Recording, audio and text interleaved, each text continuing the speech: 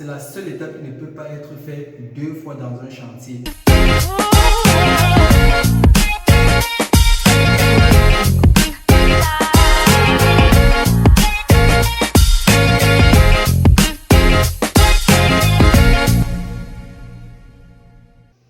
Bonjour à tous, moi c'est Louis Ademken, ingénieur de formation. Dans les chantiers bâtiments, on rencontre de multiples étapes.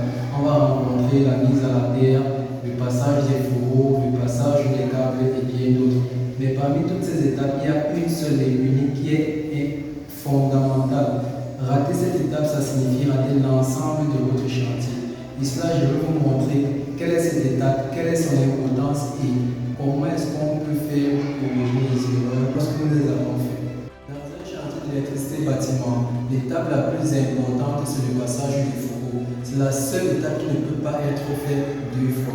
Je m'explique. Lorsque vous passez les fourreaux dans le mur, dans la dalle ou sous la dalle, vous allez remarquer qu'après cela directement, on va mettre soit la chape, soit on va crépiller. Vous n'avez plus la possibilité de modifier ou de repasser vos gaines. Donc, il est important, il est même primordial de pouvoir s'assurer du bon passage de vos gaines pour avoir de bonnes finitions.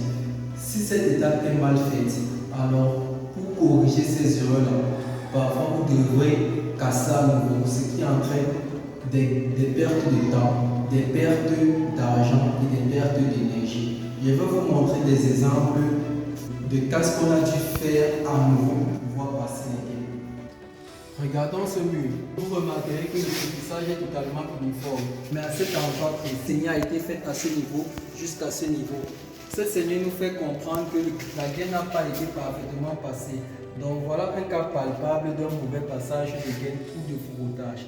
Si cette mauvaise exécution du passage de gaine est réalisée dans tout le chantier, alors on peut se retrouver dans des cas de figure où on se retrouve à casser des linteaux ou casser des poteaux pour pouvoir passer la gaine.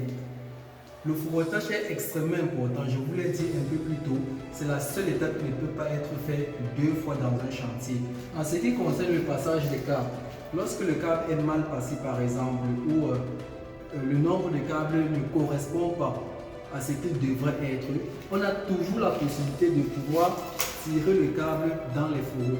Mais lorsque la gaine est passée, il n'y a pas de possibilité de l'enlever et de la changer. Le seul moyen, c'est de casser le mur et de passer à nouveau la gaine. Je vous ai dit, ça entraîne une perte de temps, une perte d'argent et une perte d'énergie. Pire dans le cas où les carreaux sont déjà passés au niveau du sol. Dans ce cas, il est quasiment impossible de retrouver la gaine qui était mal passée. Donc, il est extrêmement important de réussir son passage de gaine lorsque vous avez la charge de l'exécution d'un chantier en électricité bâtiment.